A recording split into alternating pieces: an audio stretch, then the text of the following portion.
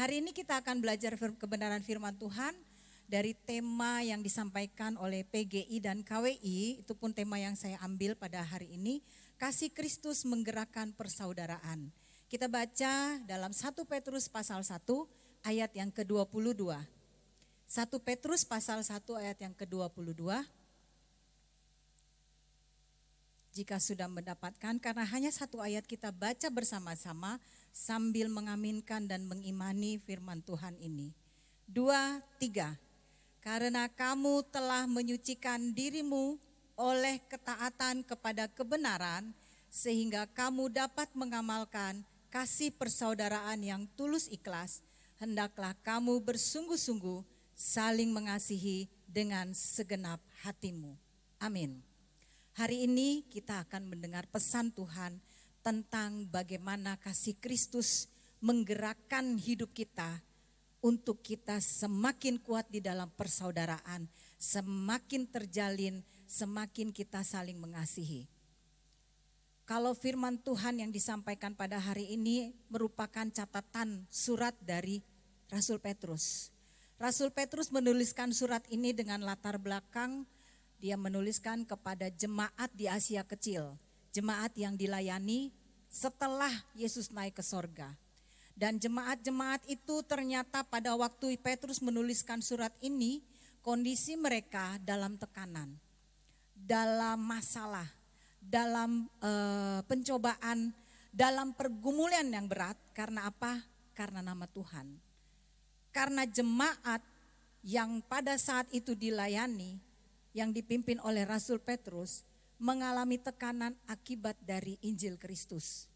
Karena mereka percaya kepada Yesus Kristus yang ditentang oleh sebagian besar orang Yahudi, yang tidak diterima kehadirannya. Oleh karena itu pengikutnya pun mengalami gejolak, mengalami pergumulan, mengalami yang namanya tekanan-tekanan dalam kehidupan. Kalau dalam tekanan berarti dalam beraktivitas pun susah. Dalam melakukan tugas sehari-hari pun mereka mempunyai batasan. Mereka menjadi orang-orang yang dibedakan dari lingkungan sosial pada umumnya. Ibarat kata kalau sekarang kita bicara orang dari minoritas. Seperti kita saat ini yang katanya dikatakan minoritas. Hanya karena kita diizinkan Tuhan berada di sebuah negara, di sebuah bangsa yang sebagian besar beragama tidak sama dengan kita. Dan jumlah kita tidak banyak seperti mereka. Dan itulah kondisi jemaat pada saat itu. Dan jemaat pada saat itu perlu dihibur, perlu dikuatkan, perlu diingatkan untuk saling mengasihi, saling menopang, saling bergandengan tangan bersama-sama. Kalau kita baca pada ayat sebelumnya, pada ayat yang ke-14 dikatakan, hiduplah sebagai anak-anak yang taat dan jangan turuti hawa nafsu yang menguasai kamu pada waktu kebodohanmu. Pada awal surat itu Petrus mengingatkan kepada jemaat dan kita juga diingatkan pada hari ini. Kalau kita mau hidup saling mengasihi, kita mau hidup kuat dalam kasih, kita harus terlebih dahulu ingat siapa diri kita sebelumnya. Petrus mengatakan hidup sebagai anak yang taat, jangan turuti hawa nafsu yang menguasai kamu pada waktu kebodohanmu. Waktu kebodohan itu maksudnya pada saat kita masih berjalan di jalan yang gelap. Pada saat kita belum kenal yang namanya kasih Kristus. Pada saat kita belum menerima keselamatan, belum percaya, belum merasakan kasih Kristus, pengorbanan Kristus dalam hidup kita. Itu dianggap kebodohan. Jadi kalau ada orang yang tidak terima Yesus, orang yang belum mengenal Yesus, mereka hidup dalam kebodohan. Berarti di sini semua orang, kalau yang belum kenal Yesus, yang belum merasakan kasih Yesus, dikatakan bodoh. Hidup dalam waktu kebodohan. Berarti kalau kita yang di sini orang pintar. Kok lemes sih? Kan seneng kan, anak siapa? Anak mama, aduh pintar. Sama anak aja kita bisa semangat gitu ya. Anak belajar tepuk tangan, pintar. Di sini semua anak.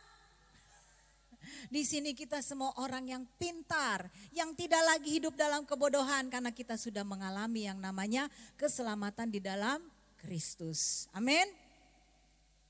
Jika kita sekarang ini memperingati hari Natal, kita memperingati hari kelahiran juru selamat kita, berarti kita mengimani, kita mempercayai bahwa hidup kita bukan lagi di masa yang dulu, yang belum mengenal kasih Kristus, yang belum menerima keselamatan, yang belum menerima anugerah berkat keselamatan dari Yesus.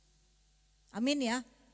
Kita sudah bukan lagi orang yang itu, bukan lagi orang yang seperti dulu itu, tetapi kita menjadi orang yang sudah dikuduskan, yang sudah diselamatkan, yang sudah hidup di dalam anugerah keselamatan dari Allah.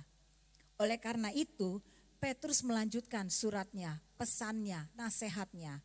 Untuk apa? Untuk kita menyucikan diri oleh karena ketaatan kepada kebenaran. Kebenarannya itu apa? Yaitu Allah yang mengasihi manusia, yang telah mengubah dirinya menjelma menjadi manusia dalam rupa Yesus Kristus dan lahir ke dunia diperingati pada hari ini sebagai hari Natal. Ini hanya peringatan, tetapi Yesus sudah kembali ke surga. Ini kita memperingati hari kelahirannya.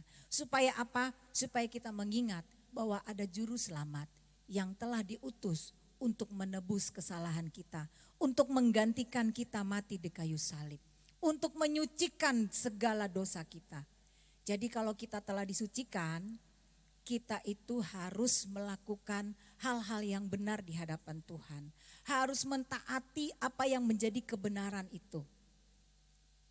Allah adalah kasih. Oleh karena kasihnya, dia turun ke dunia dalam rupa manusia. Semua pasti percaya kan? Betul ya? Yohanes 3 ayat 16, karena begitu besar kasih Allah akan dunia ini sehingga dia mengaruniakan anak yang tunggal. Supaya setiap yang percaya tidak binasa melainkan beroleh hidup yang kekal. Itulah kebenarannya. Oleh karena kebenaran Allah, dia mengasihi saya, dia mengasihi ibu-ibu dan bapak-bapak sekalian, anak muda dan anak-anak kecil semua yang ada di sini. Itu adalah kebenaran. Oleh karena itu kita harus senantiasa menyucikan diri kita untuk senantiasa taat akan kebenaran itu. Kalau diulang ayatnya ya. Karena kamu telah menyucikan dirimu oleh ketaatan kepada kebenaran. Berarti kita harus senantiasa taat kepada kebenaran itu, yaitu Allah sendiri. Allah yang berfirman, oleh karena kasih dia ada di dunia ini. Sekarang firman-Nya, pesannya buat saya dan buat Bapak Ibu Saudara adalah tentang bagaimana kita hidup saling mengasihi. Karena kasih Kristus menggerakkan persaudaraan kita. Kita nggak bisa mengasihi kalau tidak didasari dengan kesadaran bahwa Allah sudah terlebih dahulu mengasihi saya. Bahwa ribuan tahun yang lalu ada suatu peristiwa besar yang membuat saya menjadi orang yang dibenarkan. Yang membuat saya menjadi orang yang disucikan. Yang membuat saya menjadi orang yang diselamatkan. Yaitu peristiwa Natal. Kalau kita hari ini hanya sekedar merayakan Natal hanya karena ada jadwal ibadah, sayang sekali. Rugi sekali. Sudah berapa tahun merayakan Natal? Ini Natal saya yang ke-49 tahun. Ketahuan deh umurnya. 49 tahun saya merayakan Natal. Walaupun mungkin yang keinget bener mungkin dikurangin 5 tahun lah ya. 1-4 tahun masih bayang-bayang. Tetapi apakah setiap kali saya, Bapak Ibu Saudara merayakan Natal, ada hal-hal yang baru lagi yang membuat kita semakin mengasihi Tuhan, semakin kita bisa melakukan segala perintah-perintahnya dalam kehidupan kita. Allah kita adalah Allah kasih yang mengajarkan kepada kita untuk mengasihi. Jika kita menjadi orang yang merasakan kasih Allah, kita akan hidup di dalam ketaatan kepada kebenarannya. Yang hari ini kita pelajari yaitu untuk saling mengasihi. Kita mau hidup taat kepada perintah Allah. Kalau Allah mengatakan dia adalah Allah yang kasih, kita pun akan menggerakkan hidup kita untuk mengasihi saudara dengan saudara, dengan sesama kita. Amin. Ada dua hal yang akan saya sampaikan menjadi pesan Natal pada hari ini. Yang pertama, jika kita melihat pada ayat yang tadi kita baca, hiduplah sebagai, 1 Petrus 1, karena kamu telah menyucikan dirimu oleh ketaatan dan kebenaran, sehingga kamu dapat mengamalkan kasih persaudaraan yang tulus ikhlas. Yang pertama, jika kita taat kepada Allah, jika kita merasakan kasih Allah, kita akan menjadi orang yang punya kasih yang tulus, baik kepada Tuhan maupun kepada sesama. Kenapa saya katakan kepada Tuhan? Karena ada orang yang gak tulus juga sama Tuhan. Bagaimana mau tulus sama sesama kalau sama Tuhannya aja gak tulus. Tapi di sini gak ada. Di pasar MB kayaknya tuh jauh sana. Di sini gak ada. Semua di sini orang yang bisa dengan tulus mengasihi Tuhan dan sesama. Amin. Amin. Bapak Ibu Saudara, kita harus mengasihi Tuhan dan mengasihi sesama dengan kasih yang tulus. Mari kita buka dalam Roma 12 ayat 9, atau boleh lihat di dalam slide tayangan. Roma 12 ayat 9 mengatakan, hendaklah kasih itu jangan pura-pura, jauhilah yang jahat dan lakukanlah yang baik. Kita harus mengasihi dengan kasih yang tulus ikhlas, dengan kasih yang bukan berpura-pura, dengan kasih yang bisa membuat kita jauh dari kejahatan dan selalu melakukan hal-hal yang baik dalam hidup ini.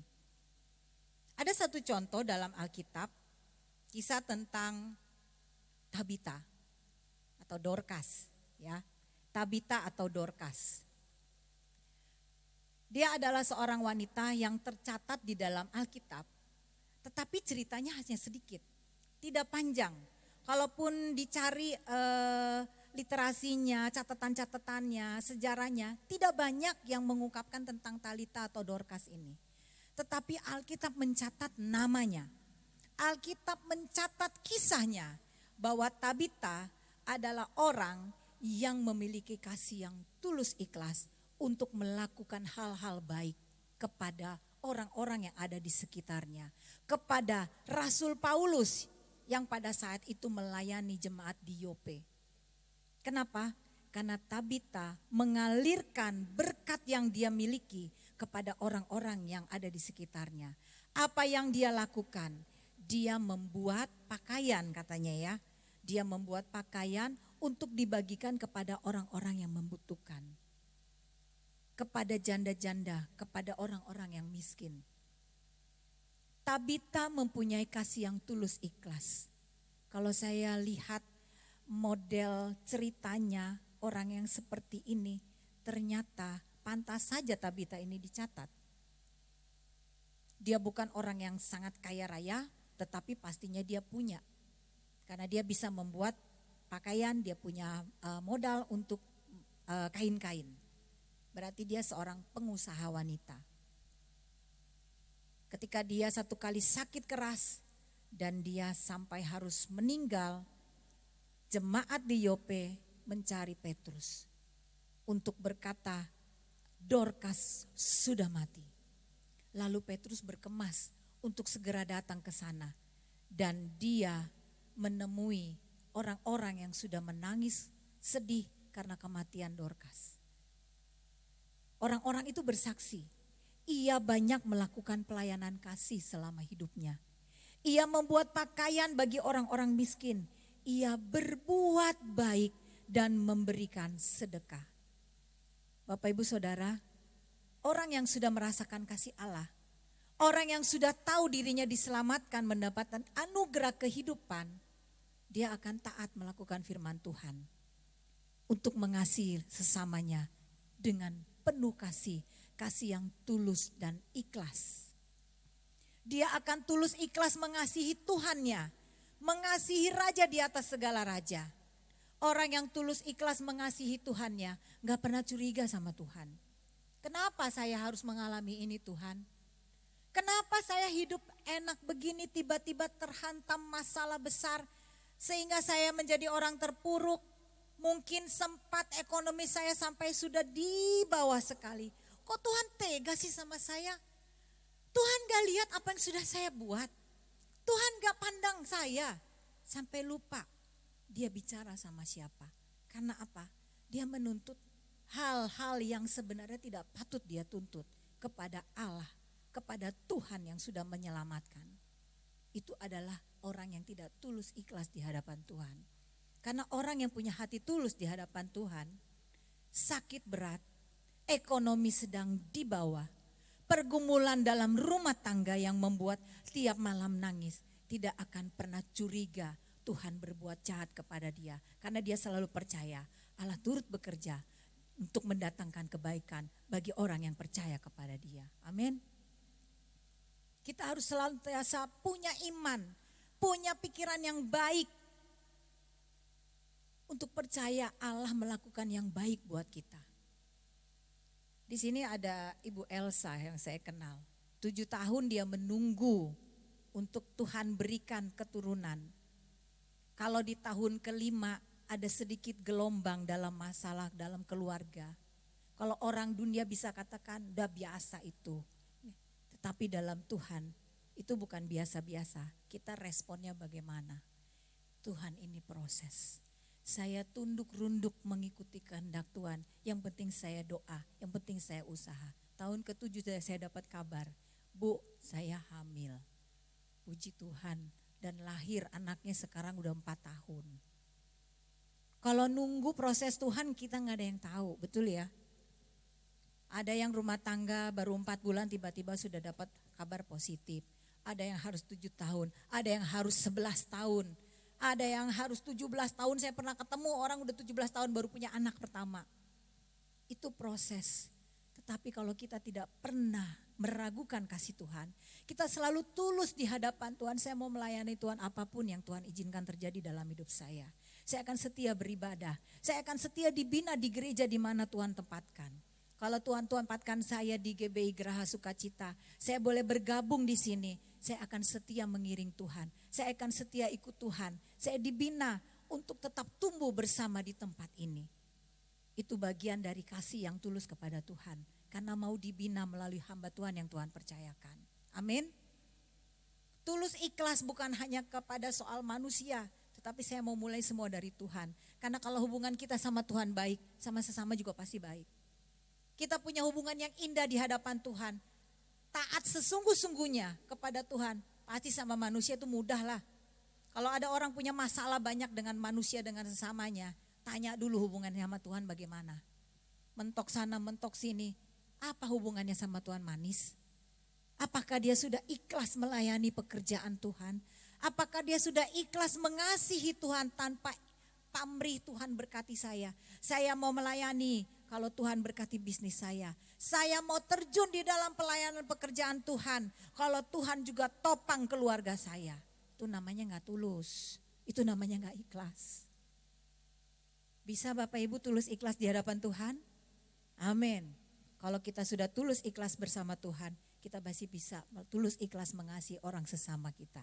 Sebagaimana Dorcas bisa melayani. Kenapa? Karena hatinya tulus kepada Tuhan. Dia bisa memberikan apa yang dimiliki untuk dibagikan kepada orang yang membutuhkan.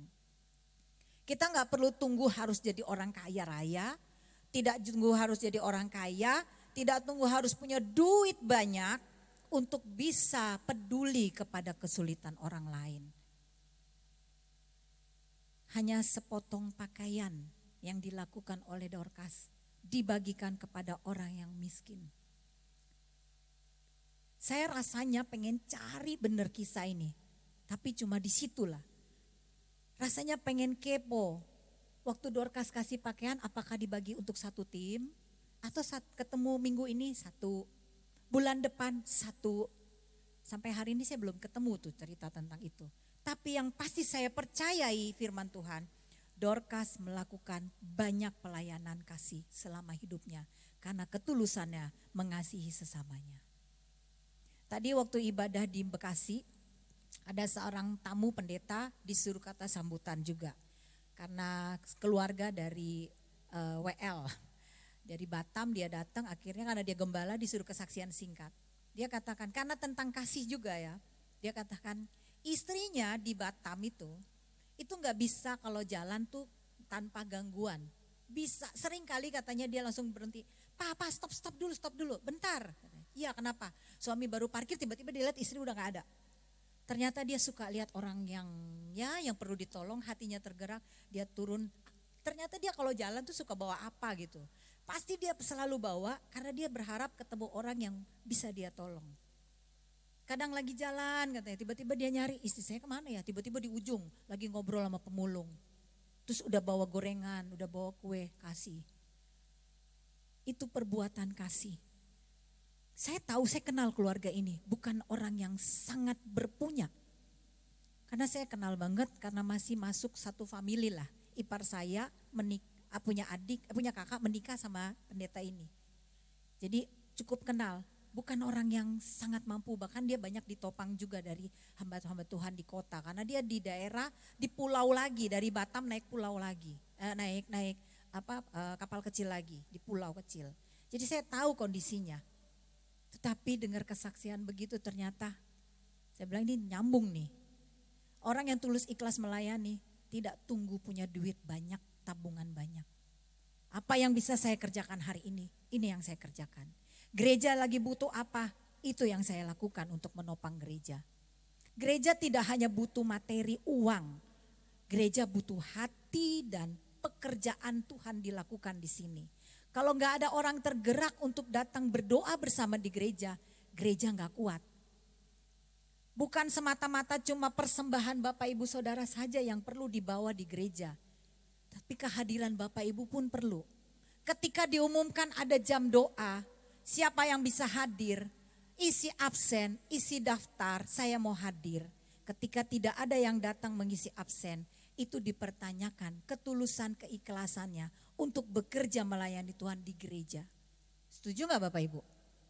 Aduh kena nih, bagus kalau kena. Berarti masih mau diubahkan. Kalau gak kena, buat dia, bahaya itu. Ketika gereja butuh orang untuk melayani, gereja butuh orang untuk menerima tamu. Gereja butuh orang untuk pemain musik. Gereja butuh orang untuk sekedar tim pengurus di komisi-komisi. Apakah kita mau melayani Tuhan dengan melalui pekerjaan Tuhan di sini? Ketulusan keikhlasan kita memberikan hati dibuktikan juga dengan kita bersedia bekerja di pekerjaan Tuhan. Amin. Besok saya akan lihat jemaat di GBI Geraha Sukacita akan semakin giat bekerja dalam pekerjaan Tuhan. Amin. Tabita melayani dari apa yang dia punya. Saya punya apa? Saya punya uang, saya punya waktu, saya punya pikiran, saya punya tenaga, saya akan berikan kepada Tuhan. Saya akan semampunya belajar memberi dari yang sedikit yang Tuhan percayakan. Tuhan percayakan kepada setiap kita masing-masing satu talenta kan. Seperti kata perumpamaan talenta ya. Ada yang 1, ada yang 2, ada yang 5. Tapi kalau gak mau dikembangkan kita masuk dalam penghukuman. Yang 1 dikubur gak dikembangkan kita akan dihukum. Kita dituntut loh nanti. Saya percaya setiap kita yang di sini minimal punya 1. Kalau tidak dikembangkan bahaya loh. Tuhan akan tanya. Dengan talenta yang kita miliki, kita mengasihi Tuhan dan melakukan, bekerja bagi pekerjaan Tuhan, bagi pelayanan yang Tuhan percayakan. Amin. Jangan tunggu punya waktu banyak, jangan tunggu punya uang banyak, jangan tunggu punya kemampuan banyak. Saya mau kesaksian sedikit. Saya ini tumbuh dari keluarga papa saya pelaut yang pada saat belum bertobat emosinya luar biasa. Jadi pada masa dulu kebodohan itu membuat hubungan saya dengan ayah saya kurang manis. Saya punya kepahitan dengan ayah saya karena kerasnya dia, galaknya minta ampun. Dan hal itu ternyata membawa kepada saya jadi agak minder. Saya gak pede, saya bersyukur sekali sama Tuhan kalau hari ini saya bisa berdiri di sini.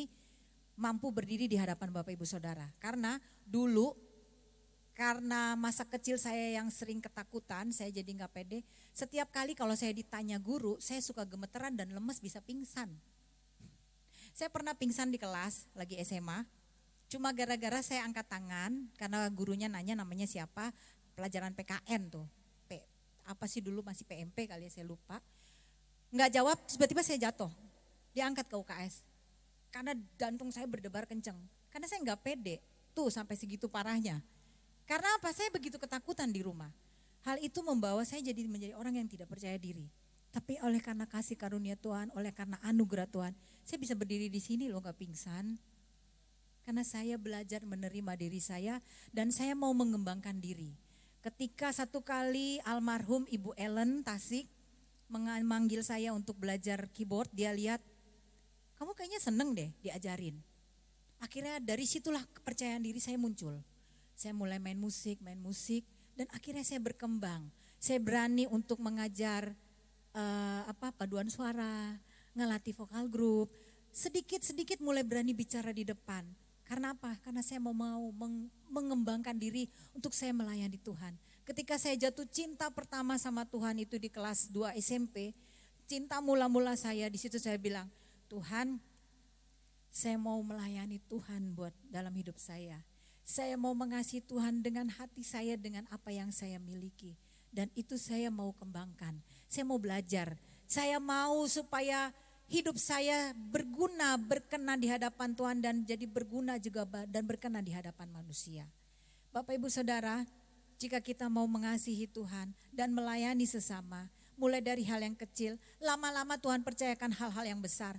Kembangkan kemampuanmu, kembangkan talentamu. Jangan pernah berhenti hanya sampai di sini saja. Masih panjang selama kita masih hidup. Amin. Mari kita mengasihi Tuhan dengan tulus ikhlas. Dan kita akan mengasihi sesama dengan tulus ikhlas. Belajar memberikan yang terbaik. Mulai dari rumah tangga kita, di gereja, di tempat pekerjaan. Apa yang bisa kita berikan? Kita berikan karena kita mengasihi Tuhan. Hal yang kedua yang dapat kita ambil pada siang hari ini. Tuhan memerintahkan kepada kita untuk bersungguh-sungguh saling mengasihi dengan segenap hati. Dalam 1 Petrus 1 ayat ke-22 tadi dikatakan begini, hendaklah kamu bersungguh-sungguh saling mengasihi dengan segenap hatimu. Saling mengasihi dengan segenap hatimu. Pesannya adalah saling mengasihi dengan segenap hati. Mengasihi dengan segenap hati. Seperti apa ya? Hanya Tuhan dan saya yang tahu. Manusia nggak tahu. Dia nggak tahu sih saya sungguh-sungguh mengasihi Tuhan.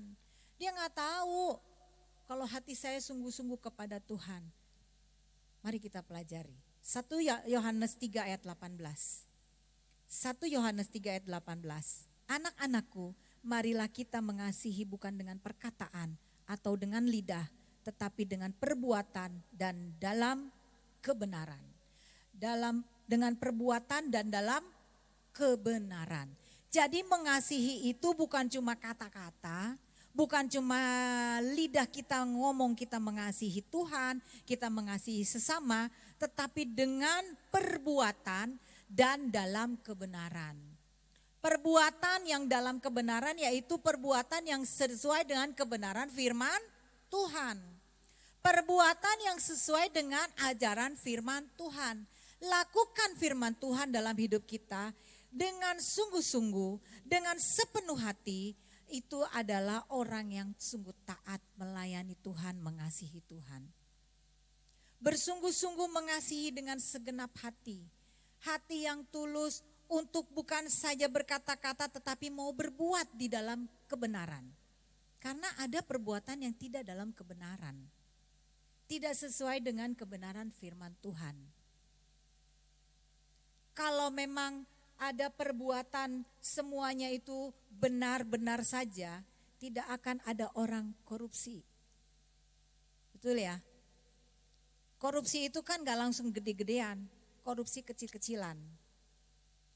Korupsi dalam rumah tangga banyak. Di sana, pasar Embe kayaknya. Di sini mah gak ada. Korupsi kecil-kecilannya apa? Uang belanja laporannya beda sama suami.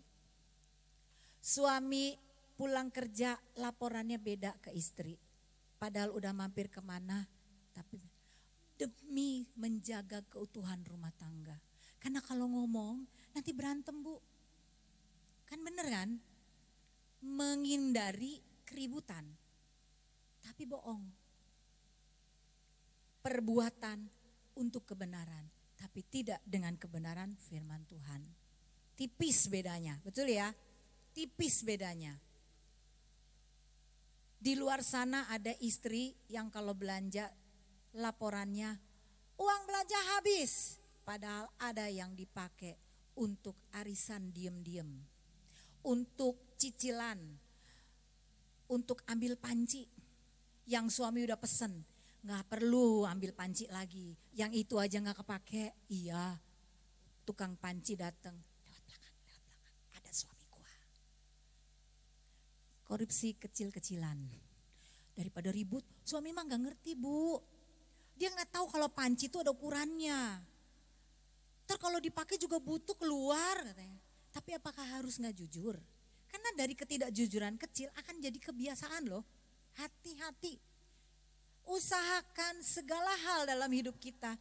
Kita menjauhi kejahatan seperti yang tadi. Jauhilah yang jahat.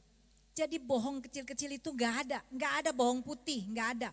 Untuk menutupi supaya gak ada keributan, jangan cerita semuanya, itu gak ada. Itu bukan kebenaran firman Tuhan. Mengasihi dengan sungguh-sungguh dengan sepenuh hati. Itu dilakukan dengan perbuatan dalam kebenaran firman Tuhan. Jujur apa adanya. Supaya enggak ribut, makanya jangan cari masalah. Kalau suami udah bilang ini contoh kecil aja ya. Mau cari contoh yang gede nanti ribet. Contoh kecil aja nih. Kalau suami udah bilang gak usah beli panci, jangan beli panci. Supaya jadi jangan bohong yang katanya menutupi supaya enggak ribut. Bener gak? Sepele banget kan, kecil banget sebenarnya kan. Kalau udah dilarang ya udah jangan. Walaupun tujuannya memang mungkin baik pada saat nanti masak, ada acara keluarga apalagi mau tahun baruan, masaknya agak banyak. Keluar deh panci yang gede. Kan Pak, gak tahu kan. Oh, jadi kamu beli juga. Suami merasa ada hal yang kok begini ya. Tapi udahlah, karena dia mengasihi Tuhan, ampuni aja lah. Tapi gak begitu loh. Masa tiap tahun begitu lagi. Saya belajar untuk sekecil pun saya menjauhi kejahatan dalam lidah saya. Supaya saya bukan hanya berkata-kata aku mengasihi Tuhan, aku mengasihi suamiku, aku mengasihi anak-anakku, aku mengasihi jemaat. Tapi saya gak jujur dalam hal yang kecil. Saya berusaha, memang belum sempurna, tapi saya berusaha. Dan selalu berdoa, Roh Kudus ingatkan saya. Supaya saya menjauhi kejahatan, walaupun itu hal yang kecil. Supaya saya sungguh-sungguh dengan segenap hati melakukan perbuatan kasih saya kepada Tuhan dan kepada sesama. Perbuatan yang di dalam kebenaran. Ada orang yang melakukan perbuatan kasih tetapi kurang benar. Kenapa? Ketika dia melakukan mampu menolong orang yang susah, kelihatannya dia mengasihi tetapi ternyata ingin cari nama, ingin dipuji. Dia melakukan perbuatan-perbuatan menolong orang supaya namanya dipuji-puji. Itu bukan dari kebenaran. Itu tidak dengan tulus ikhlas. Perbuatan kita menolong orang lain adalah memang mau menolong dan mau melakukan yang baik kepada sesama. Kita mengasihi. Ada satu contoh dalam Alkitab, Yusuf dari Arimatea. Yusuf dari Arimatea. Siapa ya? Pernah dengar namanya? Jarang-jarang muncul. Biasanya muncul kalau Jumat Agung. Tapi hari ini saya bawa di acara Natal. Yusuf dari Arimatea adalah seorang dari kelompok dewan. Dia orang terhormat. Dia adalah salah satu orang yang percaya kepada Yesus. Dia bukan orang biasa-biasa karena dia memiliki tanah pemakaman keluarga. Ingat ya, Yusuf dari Arimatea adalah orang yang mempersembahkan kuburan tanah milik keluarganya untuk memakamkan Yesus. Dia orang hebat. Dia bukan warga biasa. Dikatakan dia anggota dari sekumpulan apa namanya ya? Seperti kalau sekarang anggota dewan deh, anggota DPR gitu. Dia punya jabatan, dia punya kuasa. Tetapi Alkitab mencatat, dia datang kepada Pilatus dan dia minta mayat Pilatus untuk dikuburkan di tanah pemakaman keluarganya. Bahkan dia yang menurunkan tubuh Yesus dari kayu salib. Orang hebat, punya jabatan, orang kaya, tapi dia mau melakukan. Kenapa? Karena dia tidak hanya mengasihi, tapi dia mau berbuat. Padahal perbuatannya itu Yesus sudah gak tahu. Kan Yesus sudah mati. Tetapi dia mau melakukannya dengan segala kemampuannya. Dengan apa yang dia miliki. Dia memakamkan Yesus di tanah pekuburan keluarga. Dan sebelumnya dia melakukan seperti adat kebiasaan orang Yunani. Yaitu memberikan namanya rempah-rempah, seperti kalau orang Mesir yang seperti di mumi ya, dikasih balsem seperti itu, dikasih rempah, dikasih kain lenan yang baru, dibungkus dan dikuburkanlah Yesus di tanah pekuburan keluarganya. Dia mengasihi dengan perbuatan, seperti Tabita mengasihi dengan perbuatan.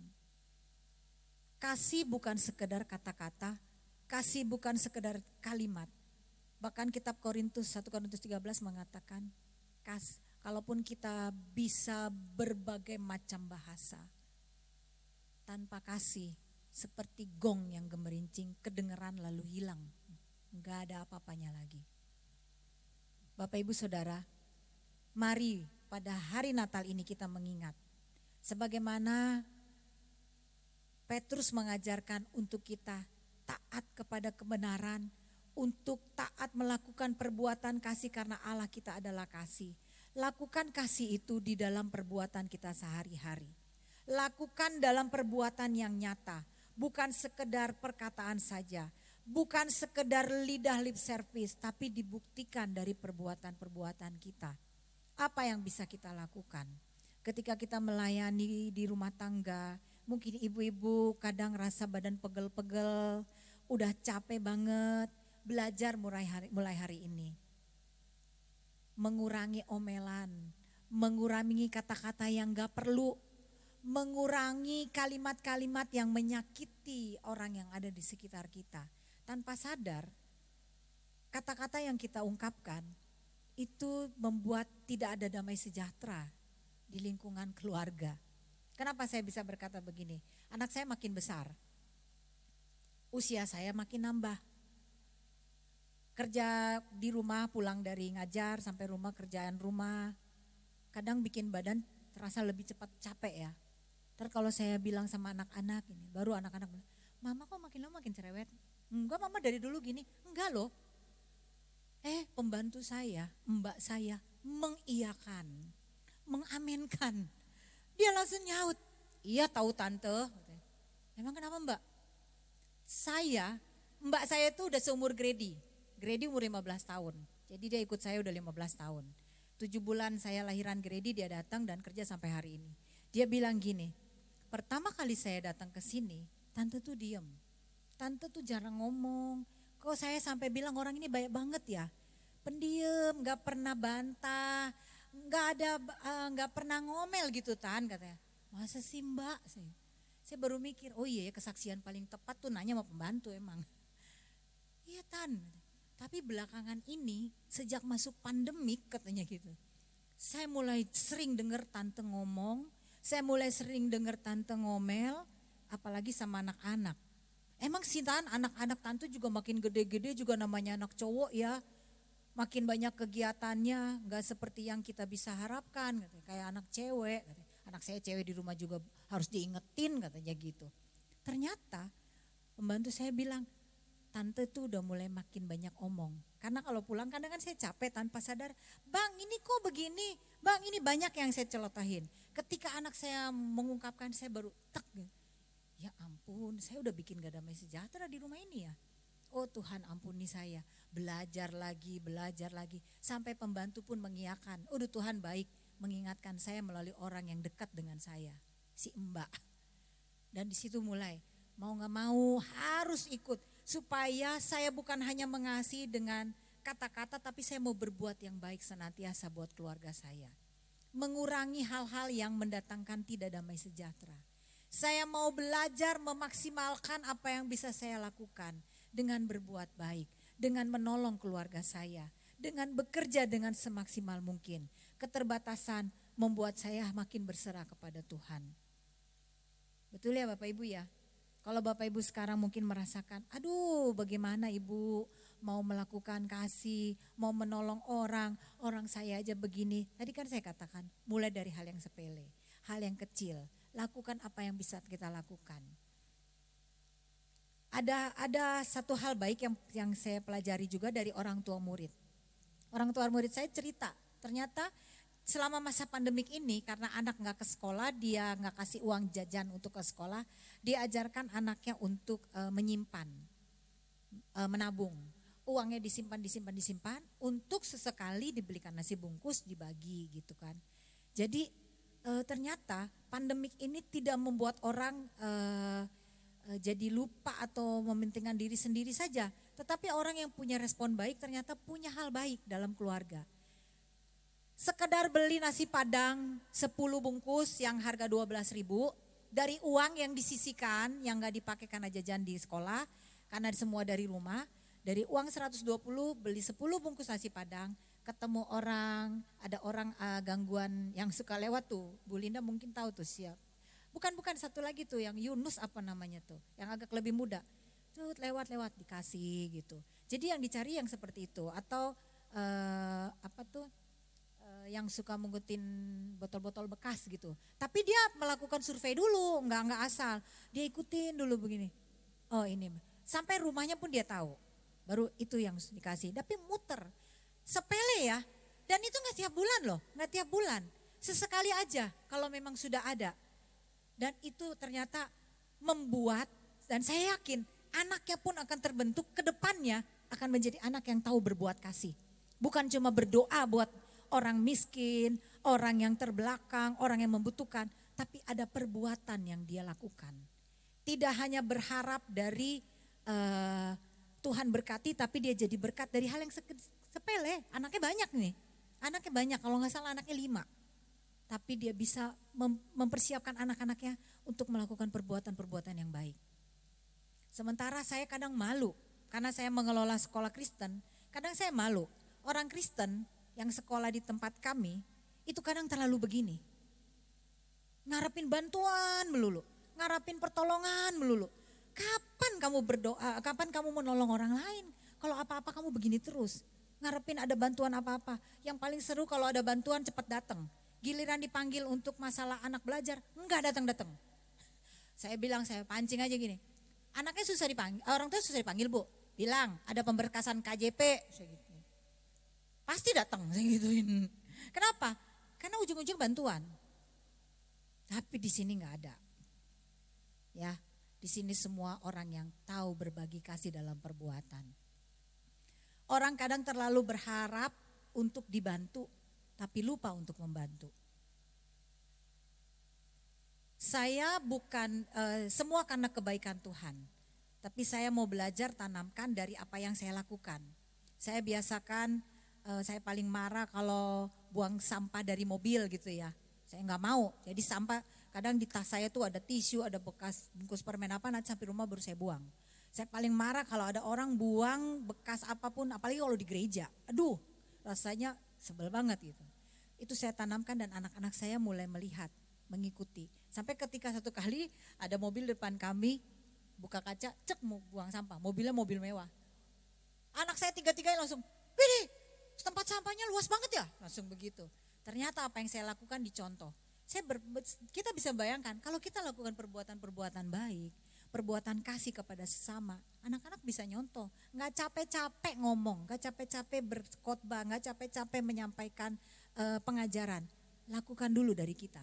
Kita biasa menolong orang, kita biasa berbagi kasih, kita biasa berbuat baik, kita biasa bekerja untuk kemuliaan nama Tuhan, kita biasa melayani, pasti anak-anak kita akan ikut. Jemaat pun akan termotivasi. Amin. Setuju Bapak Ibu? Dimulai dari yang kecil. Sungguh-sungguhlah mengasihi dengan segenap hati. Kasihilah Tuhan bukan dengan perkataan dan lidah saja, tetapi dalam melakukan perbuatan-perbuatan di dalam kebenaran, yaitu di dalam kebenaran firman Tuhan. Jangan tunggu nanti, mulai dari sekarang. Mulai dari apa yang kamu punya. Tabita, Yusuf dari Arimatea, mulai dari apa yang mereka miliki. Apa yang sekarang Bapak Ibu miliki? Yang bisa dibagikan sebagai tanda kasih kita kepada Tuhan dan kepada sesama. Punya kemampuan apa? Maksimalkan melayani pekerjaan Tuhan di gereja. Punya apa? Keterampilan apa? Maksimalkan untuk melayani keluarga, untuk melayani sesama. Di mana Tuhan percayakan kita berada, di situ kasih Tuhan terpancar melalui hidup kita. Biarlah hari Natal ini yang kita peringati, kita rayakan, sungguh menjadi satu momen yang baru lagi untuk kita mengasihi Tuhan. Untuk kita bisa memberikan yang terbaik kepada Tuhan. Untuk kita bisa sungguh-sungguh mengasihi Tuhan dengan tulus ikhlas. Dan sungguh-sungguh mengasihi dengan segenap hati. Dengan perbuatan di dalam kebenaran firman Tuhan. Tuhan Yesus memberkati.